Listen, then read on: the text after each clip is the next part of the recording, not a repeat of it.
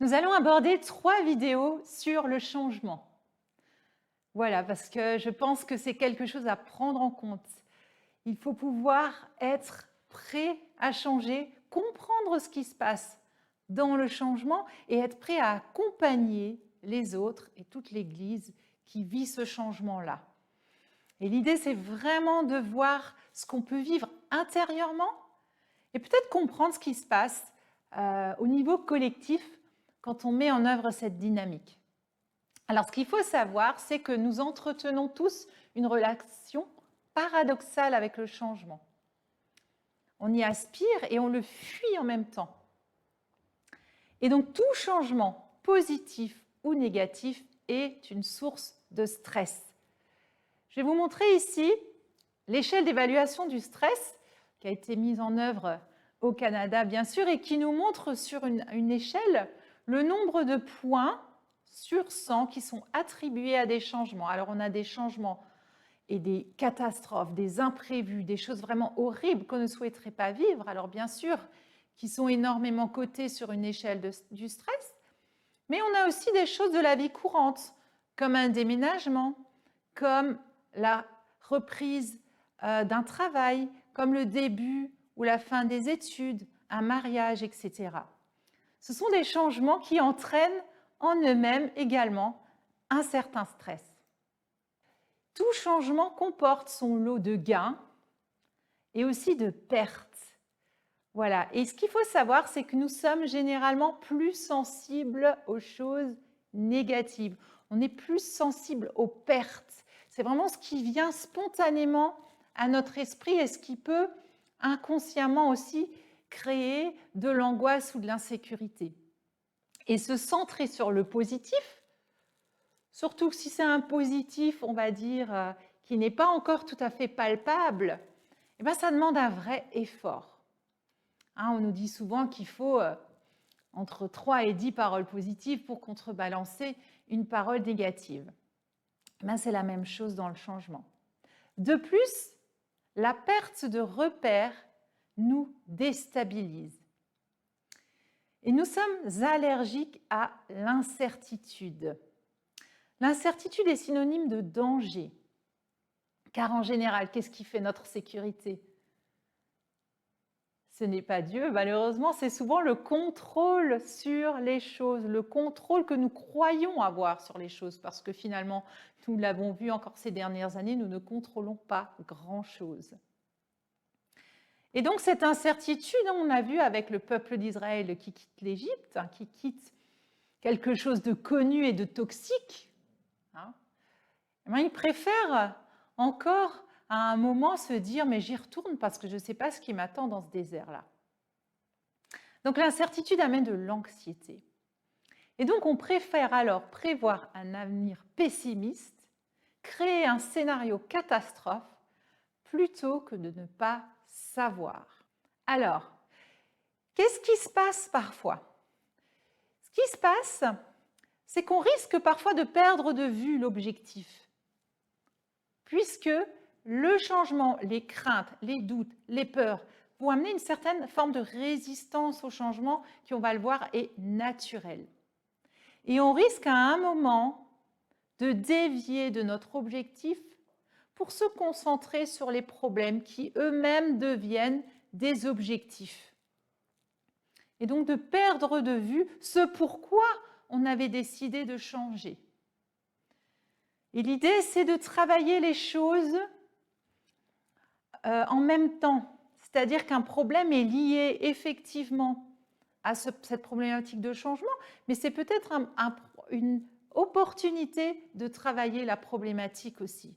Ce changement est une opportunité peut-être pour travailler des choses qui n'ont jamais été travaillées et qui peuvent à un moment constituer un problème de fond résiduel qui va empêcher la marche de l'Église, quoi que nous fassions. Donc le changement est une opportunité. Alors aujourd'hui, qu'est-ce qui se passe? On est pressé. Nous sommes pressés par les changements et les accélérations que nous voyons autour de nous. En fait, au niveau de l'armée américaine, il y a quelque chose qui a été mis en exergue dans les années 90 pour décrire le monde après l'effondrement de l'URSS et qui est aujourd'hui la description évidente de notre réalité présente à tous les niveaux de notre vie et aussi dans nos églises. On parle d'un monde VUCA. Alors, qu'est-ce que c'est un monde VUCA? C'est un monde volatile, incertain, complexe et ambigu. Je m'explique. La volatilité, c'est que la vitesse des changements s'accélère et s'amplifie et les situations peuvent évoluer d'une manière imprévisible et extrêmement rapide sans qu'il y ait possibilité de les anticiper. U, c'est pour l'incertitude, en anglais uncertainty. Il est devenu de plus en plus difficile de prévoir les événements à venir avant d'y être confronté. L'expérience acquise n'est plus suffisante. L'apprentissage se fait a posteriori. C, c'est pour complexe.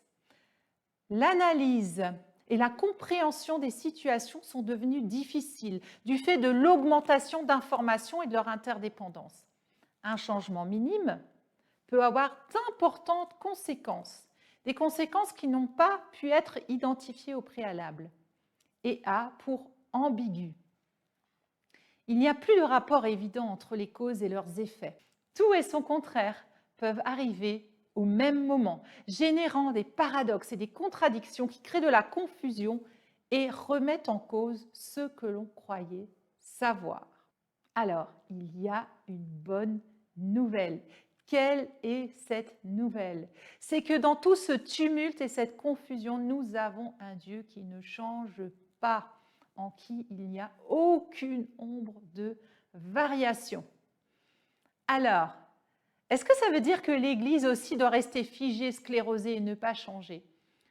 Moi, je pense au contraire, que c'est parce que Dieu ne change pas que l'Église peut évoluer, que l'Église se doit de répondre au monde VUCA. Elle se doit d'être une réponse dans le monde qui reflète à la fois la stabilité de Dieu et qui en même temps s'adapte et évolue. Alors, quelle peut être la réponse VUCA de l'Église?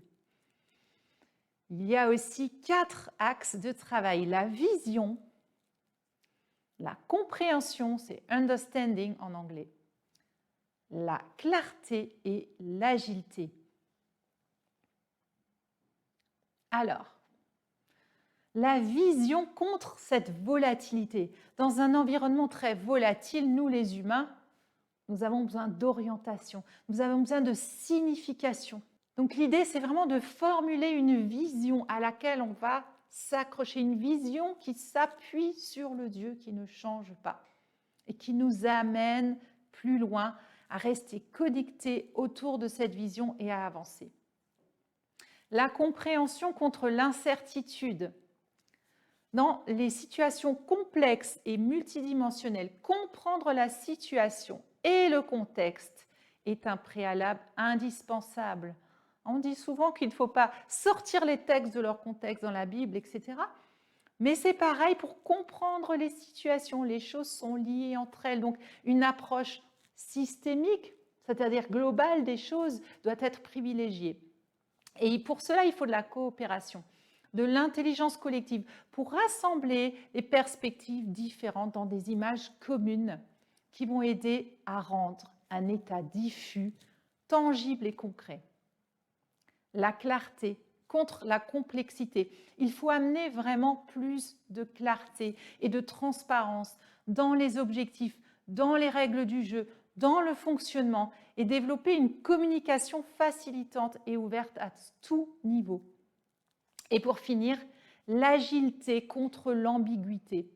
Dans un monde VUCA, les horizons de planification se raccourcissent et l'agilité est la clé pour rendre les organisations plus adaptatives. L'idée, c'est de pouvoir, quand on constate un phénomène, de pouvoir peut-être proposer une action, un projet qui rend compte de ce phénomène-là et de ne pas juste faire perdurer des anciens projets d'une année sur l'autre qui ne rencontrent peut-être plus leur public, qui ne rencontrent plus d'engouement, mais vraiment de développer des choses peut-être éphémères et en même temps de développer le travail en petites équipes auto-organisées et autonomes. Alors, vous êtes motivé par le changement ?